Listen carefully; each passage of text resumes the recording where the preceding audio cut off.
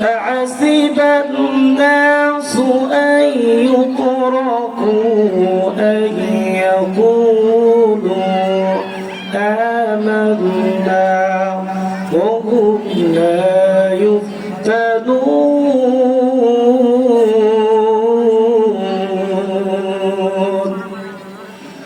ولقد فتنا الذين من قبلهم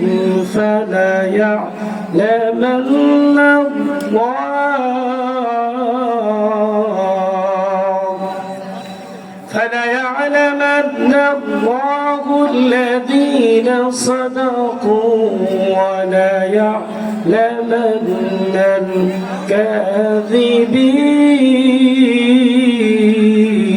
الكاذبين إلى آخر الآية. وقال تعالى رسول الله صلى الله عليه وسلم: كل أمتي يدخلون الجنة إلا من أبى، قيل ومن أبى؟ قال من أطعني دخل الجنة ومن عصاني فقد أبى. رواه البخاري. وقال تعالى في شان حبيبي: إن الله وملائكته يصلون على النبي يا أيها الذين آمنوا صلوا عليه وسلموا تسليما. اللهم صل على سيدنا مولانا محمد وعلى آل سيدنا مولانا محمد.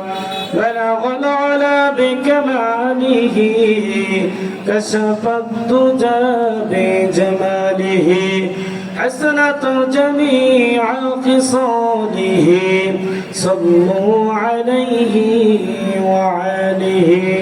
আলহামদুলিল্লাহ, সমস্ত প্রশংসা সেই মহান তাবারক ওয়া তাআলার জন্য যে আল্লাহ রাব্বুল আলামিন আমাদেরকে মনোহরা কেন্দ্রীয় মসজিদের বাৎসরিক জালসা উপলক্ষে আজকে 27তম বাৎসরিক জালসা আল্লাহ রাব্বুল আলামিন আমাদেরকে জান্নাতের বাগিচার মধ্যে আসার বসার তৌফিক দান করেছেন।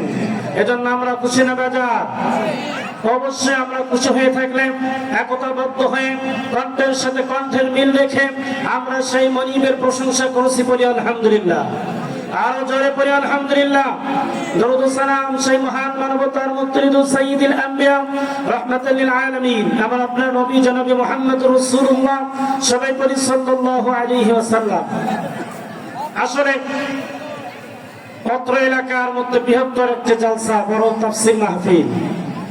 আমাদের এলাকাটা কিন্তু অনেক বড়, এজন্য আমাদের সবাই আশেপাশে দেখা যাচ্ছে অনেক লোকজন দাঁড়িয়ে আছে, মেলার মধ্যে আছে।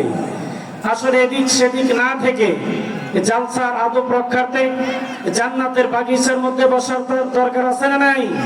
অবশ্যই আমাদেরকে বসতে হবে।